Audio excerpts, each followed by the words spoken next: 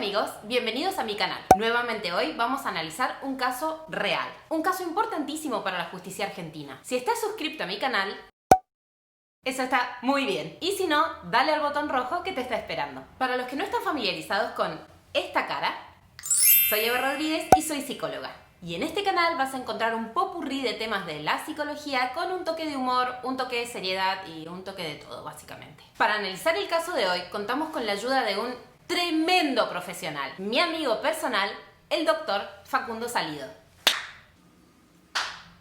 ¡Qué aparición! Facundo es abogado, ¿qué más sos? Soy profesor de historia. Más fuerte. Más fuerte. Sí, más fuerte. ¿Yo me presento o vos me vas a presentar? ¿A qué te dedicas? Trabajo en la Justicia Federal, además soy docente de la Universidad Nacional de Cuyo, en la Cátedra de Historia de las Instituciones Argentinas. Y Ya tenés que mirar, Facu. Ahí, tic, vamos de nuevo entonces. No, ya está. Bueno, lo que vamos a hacer es analizar el caso de María Marta García Belsunce. Ahí vamos. Primero que nada vamos a contar la historia oficial. Transcurría el año 2002, para ser más exactos, el 27 de octubre del 2002, en el Country Carmel de Pilar, Buenos Aires, Argentina. Ese día María Marta jugaba un partido de tenis y se larga a llover. Como se larga a llover, los planes se modificaron y entonces María Marta dejó de jugar el partido de tenis y se dirigió a la casa de su hermana, donde se encontraba su hermana, su cuñado y su esposo. A las 18:07 de ese día, María Marta se retira de la casa de Bartoli e Irene Urtig porque tenía una sesión de masajes. Cerca de las 19 llega Carrascosa a la casa que compartía con María Marta y la encuentra a María Marta volcada sobre la bañera ensangrentada en lo que pareció ser un accidente doméstico. En ese mismo momento, el marido encuentra el cuerpo y le pide a la masajista, que se encontraba abajo, que suba inmediatamente. Llaman a la familia de María Marta con los que habían estado compartiendo un café. Llega entonces la familia al lugar, quienes serían en principio Bartoli, ¿sí? Guillermo Bartoli y Irene Urtig. Siendo las 19:28, arriba al lugar el primer médico, Gowri Gordon, ¿sí? Con la ambulancia de OSDE. El médico hace maniobras de resucitación. Intentan reanimarla con ampollas de adrenalina y masajes. Siendo las 19:48 horas, llegaría al lugar la segunda ambulancia con el médico Biasi. En ese momento se producen entredichos entre los médicos, ¿sí? Gowri Gordon se pone en la tesitura de que se trata de un accidente. Biasi no está de acuerdo con esta posición. Biasi dice hay que llamar a la policía porque la muerte es dudosa. Rápidamente se decide velar a la víctima en la casa. Se la levanta, se la pone en la cama, se la maquilla, se la cambia de ropa. Aquí concretamente es cuando se limpia la escena. Se limpia el baño, se limpia la habitación, se la traslada del lugar, se limpia todo el rostro de María Marta y se tira lo que iba a ser el famoso pituto por el inodoro. Que era una bala. A todo esto ustedes se preguntan cuándo llega la policía. Bueno, aquí justamente es el tema porque Horacio García Belsunce efectúa un primer llamado a Casajús, que era un efectivo de la policía de alto rango, donde le pide que se frene la comanda policial que iba a llegar hasta el country. Y lo mismo hace un vecino del lugar, Vinelo, pidiéndole incluso al propio presidente del country, a White, que frene cualquier intento de ingreso de la policía al country. Incluso si hay que coimearlo, que se haga. la policía recién ingresa al lugar un día después, el día 28 de octubre. O sea, el fiscal llega al otro día. Al otro día, exactamente. El día que arranca el velorio, consiguen el certificado de defunción, que es un certificado de defunción falso. Lo consiguen en Capital Federal. Pilar está acá, Capital Federal está por aquí. No, lo concreto es que las primeras testimoniales las empieza a recibir Molina Pico el día 11 de noviembre, entre ellas recibe la del médico Biasi, que él le dice justamente que pudo constatar de propia mano, o sea, con una falange que pudo meter justamente en un orificio del cráneo de María Marta, que para él no había un accidente, sino que habían 3 orificios en el cráneo de María Marta, por lo menos.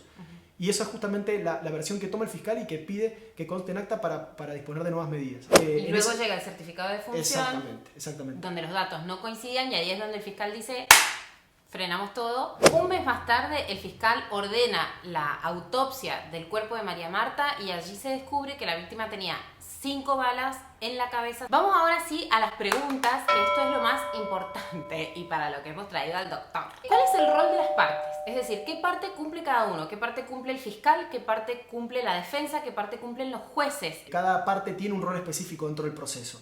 El fiscal es la persona que tiene que tratar de demostrar la existencia de un delito y los responsables de ese delito, ¿sí? Eso es lo que tiene que hacer un fiscal, es básicamente su función. La defensa, su rol específico es aportar elementos de prueba que desvinculen al acusado de los hechos que se le atribuyen.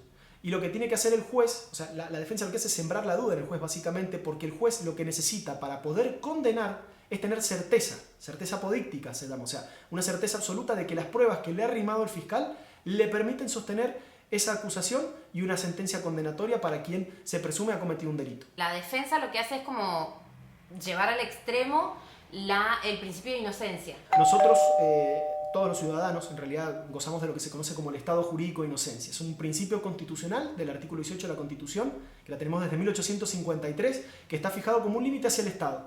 O sea, todos nosotros y todas nosotras somos inocentes, ¿sí? Hasta tanto se demuestre lo contrario. El juez condena si existen pruebas de eso. Pero en este caso, una de las cosas que pasan es que no existen pruebas. Lo que sí tiene el fiscal es pruebas de encubrimiento y de homicidio. Él dice, Carrascosa es el autor del homicidio, ¿sí? Y dice después que los hermanos y otros sujetos, todos ellos participaron en la cadena de encubrimiento. Hay mucha gente que dice, pero el fiscal se encegueció, el fiscal se ensañó con la familia. La primera aproximación hacia la familia es como, vení, acá no ha pasado nada, porque los primeros que lo abordan eran Horacio García Belsunce y este fiscal que era Romero Victorica, un tipo de una eminencia. Esta fue la hipótesis con la que yo ingresé. Ahora, cuando empiezo a recibir las pruebas, el testimonio del médico Biasi diciéndome había 3 orificios, yo metí el dedo en uno, o sea, acá estamos hablando de un homicidio, les llega el certificado de función falso y donde decía no murió en Pilar, sino que murió en Capital Federal, empieza a sospechar básicamente el accionar de toda la familia, digamos, de cómo estaba actuando la familia. Por eso él se juega mucho por esa hipótesis. Y la hipótesis que había hasta ese momento de la actuación de Pachelo era, digamos, más bien hacia el lugar donde quería orientar la investigación la familia. Lo cierto es que el fiscal hasta ese momento con lo que contaba era con una prueba de que Pachelo no estaba en el lugar de los hechos. O sea, que en ese momento estaba en Paseo del Corte, estaba en Capital Federal. Esa era la prueba que él tenía. Y los indicios y las pruebas que él iba reuniendo dirigían hacia el accionar de la familia por todas estas conductas de encubrimiento, digamos. O sea, el primer juicio, para que quede claro, en el 2007, 5 años después del hecho, básicamente quien va a sentarse en el banquillo en posición del fiscal como autor de homicidio agravado es Carrascosa. La familia en general, o sea, John Urtig, Irene Urtig, el esposo de Irene, Guillermo Bátoli, la masajista, Horacio García Belsunce, todos ellos van a sentarse en el banquillo, digamos, después en un segundo juicio en el 2011 por encubrimiento, junto con el médico Gordon, ¿sí? Gubri Gordon, que fue el primer médico que llegó al lugar y que habría limpiado la cara de María Marta y habría justamente ayudado a la familia a encubrir el crimen, digamos. Pero todas estas cuestiones en hipótesis del fiscal, había un cuadro concreto de la actuación de la familia que lo hacía dirigir todas sus pruebas hacia ese ámbito. Para mí, una de las rarezas del caso radica en que la familia todo el tiempo tiene una conducta de encubrimiento. Llegás a tu casa, te encontrás un familiar ensangrentado, el piso ensangrentado, el familiar desvanecido, volcado, vos no sabes si está muerto o no. La conducta de la persona inocente es el inocente, la persona inocente quiere saber la verdad, es decir, favorece, facilita y solicita el encuentro con la verdad. No se pone a encubrir, a limpiar el piso, a tirar selectivamente, porque esto también es un dato, ¿no?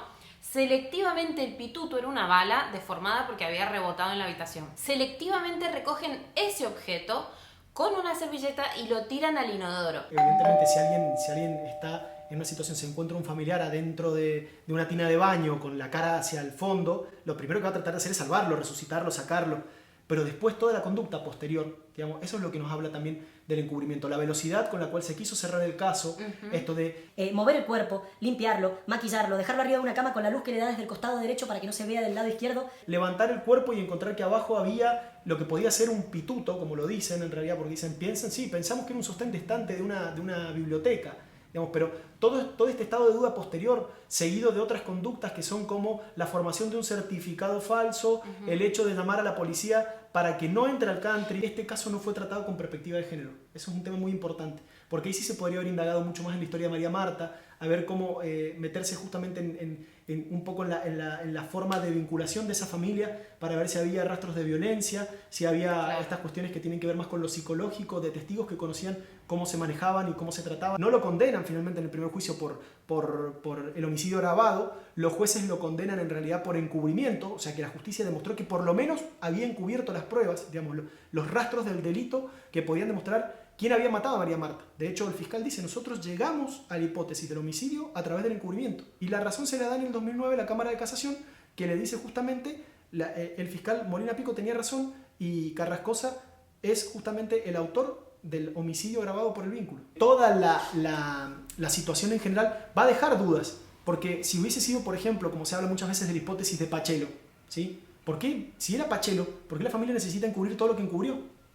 ¿Sí? Exacto. O sea, ¿por qué necesitan tirar el pituto? ¿Por qué necesitan limpiar la escena del crimen? ¿Por qué necesitan mover el cuerpo? ¿Por qué necesitan impedir la entrada de la policía al country? Son dos fiscales distintos, uno que juzgó el encubrimiento de toda la familia y uno que juzgó la actuación concreta de Carrascosa como autor del homicidio, digamos. Eso sí está probado judicialmente, más allá de que está apelado y se está discutiendo aún hoy. Los medios de comunicación jugaron un rol crucial en este caso porque la propagación y la propaganda que se le dio a este caso fue sin parangón, nunca antes vista. Es el morbo que generaba en definitiva. Y en esto incluso era como mucho más seductor todo esto que rodeaba el crimen, que no era un crimen, no sé, en Villa 31 o algo, era un crimen dentro de un country, de una de las familias más, digamos, acomodadas de la sociedad pacata argentina. Entonces, digamos, ese dato de por sí daba tela para cortar y todo el tiempo urdiendo estas mismas cosas que vos decías de que se hablaba, por ejemplo, de lesbianismos, de sesiones con medium que daban determinados datos de la muerte. O sea, digo, generaba todo este show porque, digo, el caso, dice, tenía responsabilidad el periodismo y también la gente por lo que consumía. Y el caso tenía rating. La familia utiliza como un medio de defensa. Es decir, el caso generaba, digamos, más conmoción y, digamos, era mucho más seductor si se hablaba de una familia acomodada que eran todos asesinos y que eran encubridores y que trabajar la hipótesis de un robo. Hablemos de la fisonomía de los countries, ¿no? Esta idea de que nos protegemos, estamos en un búnker, estamos en un feudo cerrado y nos protegemos de todo lo de afuera. Hay cámaras que miran hacia afuera, los guardias miran hacia afuera, adentro estamos tranquilos, adentro estamos cuidados, pero, oh sorpresa, que resulta ser que nunca pensamos que la amenaza podía venir de adentro también. Si el country funciona como un lugar de protección, un búnker que me protege del exterior, de lo que hay afuera, de que el delincuente está afuera, lo que yo nunca voy a sospechar es que está hacia adentro del country el propio delincuente. Pero nos da la teoría del cuarto cerrado, como se llama, porque si de afuera no pudo ser, entonces fue alguien de adentro, que tenía la posibilidad de estar adentro. Por eso las teorías que se empiezan a barajar por el lado del fiscal es siempre hacia la familia. La familia es tipo clan. Son familias que esencialmente se mantienen unidas como eslabones inquebrantables. No importa lo que pase, nuestro pacto de unión y de protección hacia adentro es sagrado. Y a veces es explícito y a veces es implícito, pero es tan fuerte la sensación de que entre nosotros nos tenemos que cuidar que cualquier cosa puede pasar, como un asesinato. La tendencia natural e inconsciente va a ser a sostener el pacto de unión de la familia clan. Para hablar del estado actual de la causa, Guillermo Bartoli, el cuñado de María Marta y de Carlos Carrascosa, murió. Carlos Carrascosa hoy está, digamos, con una sentencia revisada que lo han absuelto, pero está apelado, ¿sí? Por eso él hoy está en la calle, pero la Corte Bonaerense, el fiscal, ha pedido la apelación de esa absolución. Digo, en ese estado estamos hoy. Digamos, la mayoría de los que fueron juzgados por encubrimiento fueron sobreseídos por el paso del tiempo, porque en realidad apelaron la condena en 2011 y llegaron ahora a febrero del 2020, como se había vencido el tiempo en el cual se podía resolver. John Urtig, Irene nunca fue perseguida, digamos, pero John Urtig, Horacio García Belsunce, todos ellos fueron sobreseídos de la causa. El médico Gubri Gordon en el 2015 fue absuelto. Carrascosa, con el pedido de absolución que planteó y que la Corte de Bonaerense le hizo lugar, el fiscal de la Corte, el procurador, ha planteado justamente una apelación a esa decisión, o sea que en realidad está absuelto, pero eso no está firme, se está decidiendo por un lado. Por el otro lado tenemos la línea de los nuevos fiscales que en el 2018 empiezan a investigar ese circuito que no se había trabajado en su momento, que es la línea de Pachelo. Después de los escándalos de Pachelo, que vuelve a tomar estado público, vuelven a meter a Pachelo en el caso y a algunos vigiladores. Entonces esa es la causa, digamos, que hoy se abre, exacto, la otra línea del 2002 a 2020, como estamos hoy, investigando la posible participación en el crimen de María Marta, ya sea en calidad de autor o en otro tipo de participación de Pachelo y de los vigiladores. Pero, o sea que en términos legales Carrascosa es inocente. En términos legales hasta el momento Carrascosa está con una absolución, estaría siendo considerado como una persona inocente, por eso está en libertad. Pero eso está apelado, o sea, todavía no está decidido finalmente, o sea, es una decisión que ha sido apelada, ¿sí? Molina Pico lo dijo, o sea, cuando le preguntan por la absolución de Carrascosa, él dice, son las reglas del juego. Dice, yo junté prueba para poder decir que Carrascosa era el autor del homicidio. Y así lo entendió un tribunal de casación. ¿Qué significa que alguien sea absuelto y por qué la familia, o sea, terminan en libertad porque no se pudo demostrar su culpabilidad? La situación de Carrascosa cambia porque, digamos, como dijimos, él en el 2009 el Tribunal de Casación le dice: sos autor de homicidio agravado por el vínculo, ¿sí? En el 2014 la parte cumple 70 años y pide la prisión domiciliaria. Pero en el 2016 le pide a la Corte Suprema de Justicia que revise su sentencia. ¿En base a qué? A pruebas que se habían incorporado en el juicio de encubrimiento del 2011, en el de los otros familiares. En base a esa prueba es que le dicen, bueno, no habrías sido el autor de este homicidio, se lo absuelven, lo cual quiere decir, lo absuelven, digamos, de la culpa que le atribuían en ese momento, la responsabilidad que le atribuían de que había sido el autor del homicidio de María Marta, y lo absuelven. Pero ahí es donde un fiscal apela y dice: no, esto no puede quedar firme. Él dice: van a hacer esto siempre porque no me quieren dejar libre, dice, porque en cuanto yo quede libre voy a demandar judicialmente a todos por lo que me hicieron pasar, dice Carrascosa. Porque la justicia se cubre a sí mismo, se pone en ese lugar de víctima también. Lo cierto es que no ha sido absuelto. O sea, digamos, está apelada la absolución de él. Está cruzando la libertad mientras tanto, pero está apelada. ¿Qué significa? Que no está firme. Ser absuelto es que te no tuviste devuelven tu responsabilidad. libertad. No tuviste responsabilidad en el delito. Bien. No tuviste responsabilidad en el delito, eso es lo que se está diciendo. Esta sentencia que te condenó, ¿sí?, fue revisada y por nuevas pruebas que tenemos, vos no sos responsable de este crimen. Esto de que se movió el horario del hecho, por ejemplo. Bien. Y él queda en libertad. Pero eso ha sido apelado por un fiscal. O sea que todavía no está firme. Entonces, ¿cómo llegamos a hoy? Tenemos año 2020, donde por un lado tenemos a Carrascosa, que todavía, digamos, fue absuelto, pero está apelado, ¿sí? Todavía no se decide finalmente. Y por el otro lado, nuevos fiscales empezaron a intervenir en el año 2018 y empezaron a investigar la línea Pachelo. Pero aún cuando se demuestre que, por ejemplo, supongamos fue Pachelo, ¿sí? Igualmente todavía está en esa contradicción, porque tampoco vamos a poder demostrar por qué la familia encubrió. Por el paso del tiempo, ¿sí?, esta familia obtuvo, digamos, el sobreseimiento. Dejas de ser responsable del delito que se te acusó. ¿Solo por el paso del tiempo? Solo por el paso del tiempo. ¿Pero cómo funciona porque eso? Eso es justamente una responsabilidad del Estado y de los jueces específicamente, dejar que ese tiempo, digamos, las resoluciones estén dentro de un tiempo. El Estado le interesa perseguir delitos en determinados momentos. El sobreseimiento es una resolución que dice: vos no fuiste responsable del delito que cometiste, porque a vos te condenaron por esto, pero vos lo apelaste, lo discutiste, y ahí la justicia tendría que haber reafirmado tu situación, y durante un montón de años no lo hizo. O sea, en este caso, por ejemplo, el delito de encubrimiento que le ponen a ellos es de 4 años. A todos ellos los condenan por el encubrimiento, pero ellos apelaron esa decisión judicial. Y el tema es que pasó el tiempo y la justicia nunca les afirmó esa decisión. O sea, si habían sido o no responsables. Y por el paso del tiempo, prescribió la causa.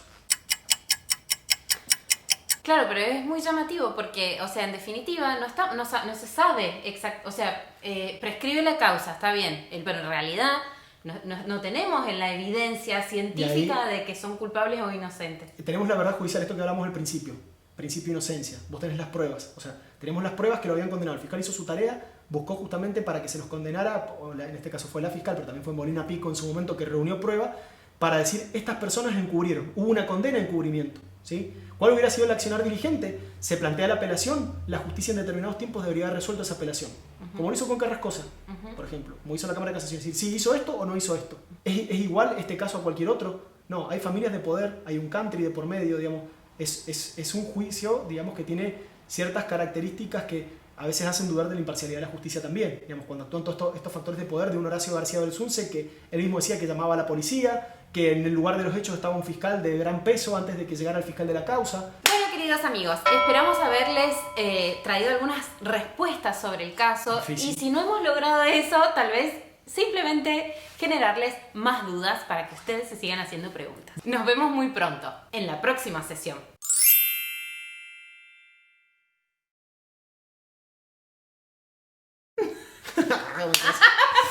Muy bueno. Ay, quiero ver después cómo va a quedar esto.